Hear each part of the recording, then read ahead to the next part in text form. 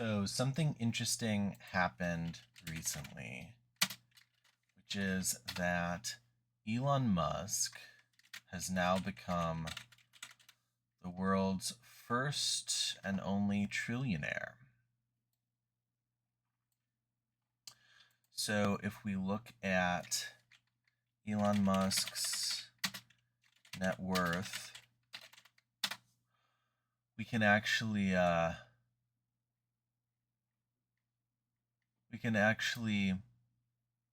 watch it in real time and watch it going up and up and up above $1 trillion based on what we know from his stock holdings and the price of stocks, right? So if we're going to be discussing the value of equality as possibly a moral consideration, right? So maybe it's good that we live in a world with some level of equality. It's worth considering then whether or not this is really a good thing that somebody now is a trillionaire. When we talk about equality, we can talk about a number of different things that we're equalizing. So in the case of like traditional American equality, we're often talking about something like equality of rights, equality before the law, equal protections before the law, these kinds of things. We also might be talking about equal opportunity, so we all have equal access to various like economic and social resources, something like that. We also could be talking about equal results. So some things we might want to be equal regarding results. Maybe we want, for example, everybody to have enough to feed themselves, let's say.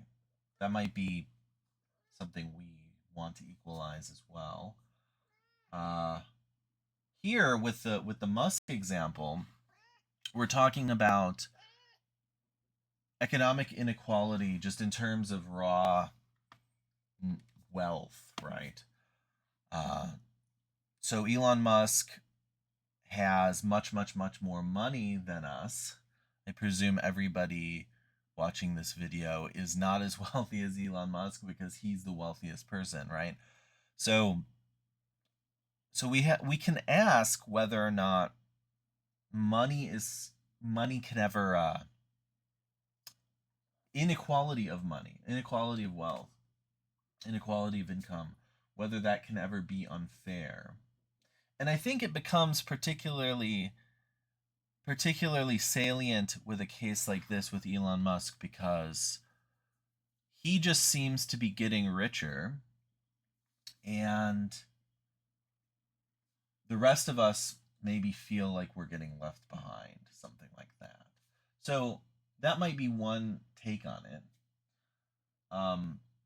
That maybe there's something unfair about this. There's something unfair about making too much money. The counter is, maybe some level of inequality, at least of wealth, might be a good thing. Maybe it's good that we have billionaires, trillionaires, etc.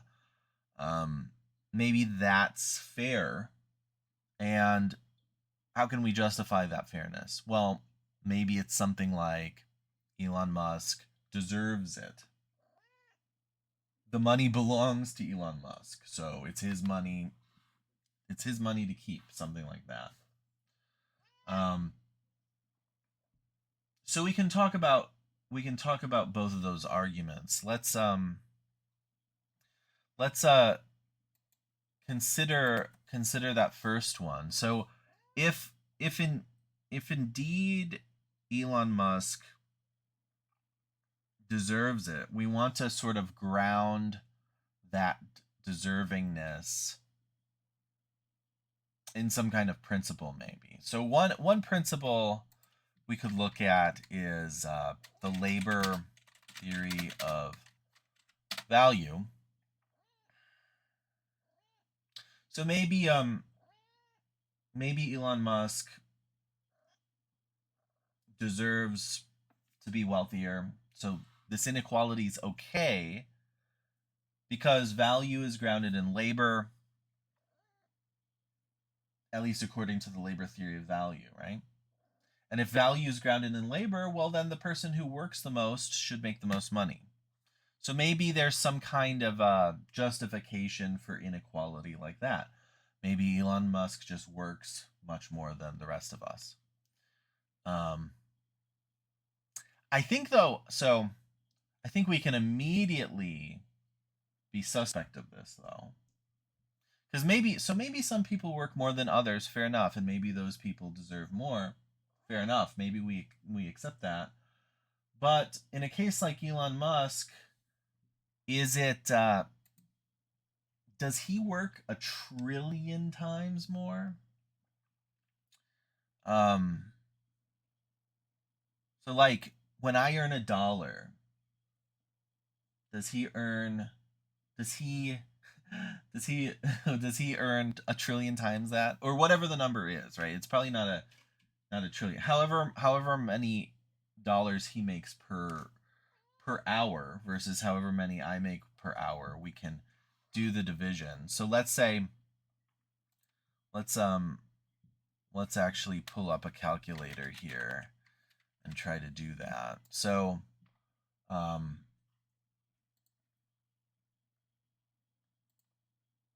so how much is $1 trillion?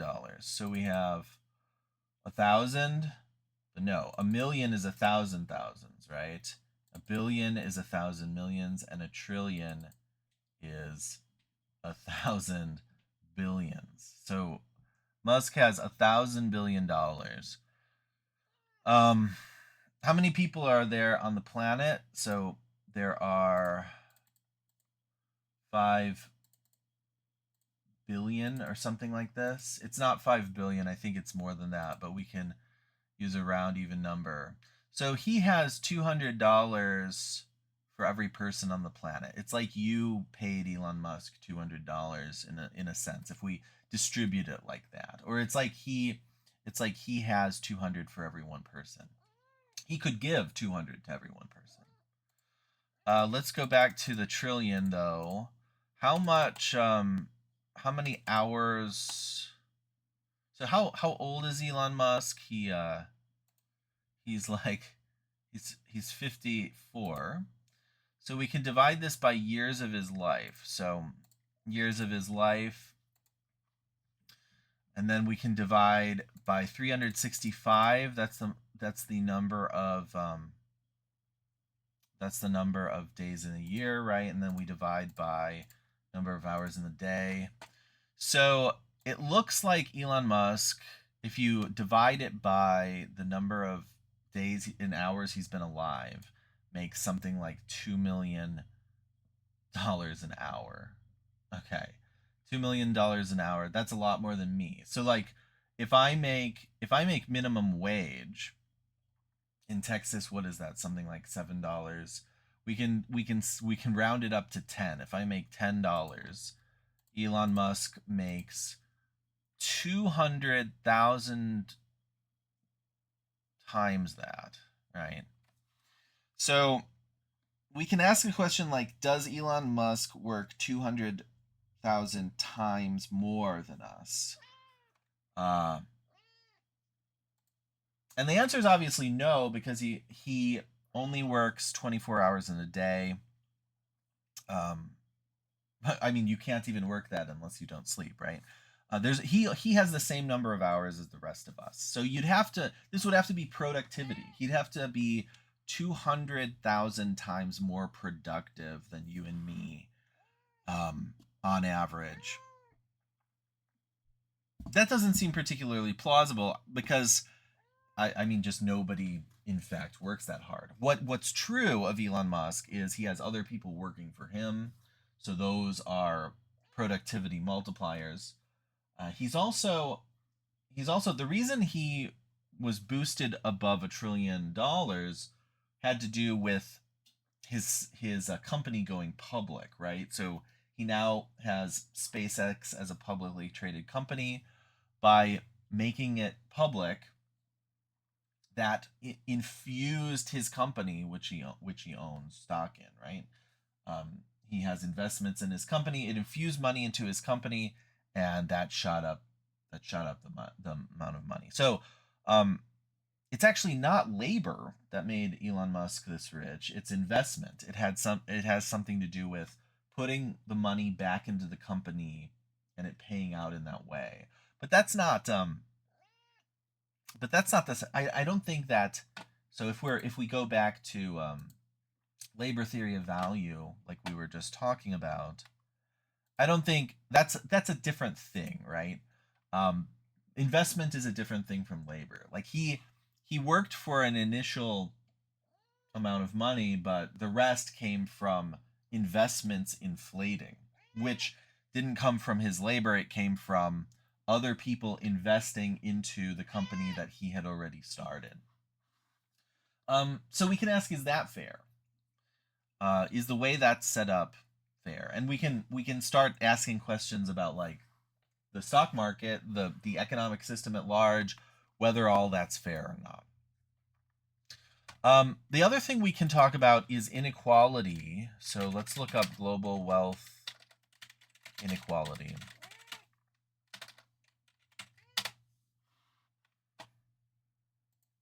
So I want to find a nice, easy to read chart somewhere around here. So here's the pyramid of global wealth distribution in 2013. Okay, this is a little difficult to understand, but the basic idea is that we're looking at the number of people who have a certain amount of wealth. So what percentile of the demographic do you have to be in to be such and such wealthy? So we can see on the side here, $1 million USD, right? That's United States dollar. So a million, that's the top 1%. Less than 1% of people. 0.7% of people have $1 million. Around 7.7% have over 100,000. 10 to 100,000 is about 22.9, and below $10,000 is 68.7. So 2/3 of the population in 2013 had less than $10,000. So when we think of it like that, that's, I mean, over 50% of people have not very much wealth at all. Like $10,000, can that even buy you a car anymore? If we're an American buying a car, of course we're talking worldwide here, so we can't exactly compare it to our standard of living, but we can think about, that's it's what is it relative to us. So it's going to be converted into foreign currency for others, but I mean they're still struggling too, right? So they're we have to wonder, like, we have to wonder if that's enough for those people.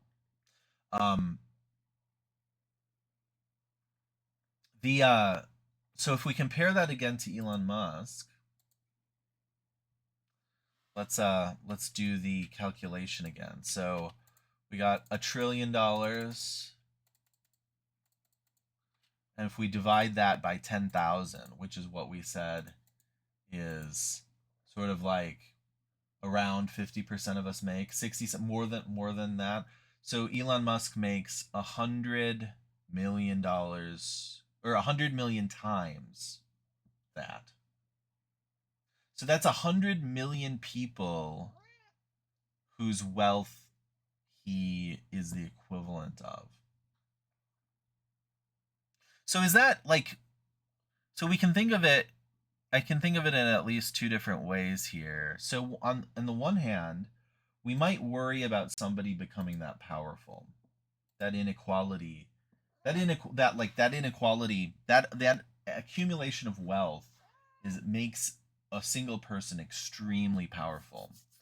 Um, Arguably more powerful than ever any of the kings of history ever were, because they didn't have that much money relatively. Um, so we can ask that question about, can you make too much money? Is there such a thing as making too much money? We can also ask, is there too little money? Like, if we distribute all of this wealth, so this 1% has $1 million, um, if we distributed all those millions of dollars, could we increase the baseline for these people, for this 70% of people who only have $10,000, and improve their lives in meaningful ways? This is, I mean, these are questions that we have to ask because we're seemingly in a world that's wildly unequal, and we want to know whether or not we want to know whether or not we think that's good, right? So maybe we do think it's fine. Maybe we think, like I said, something about labor value of money.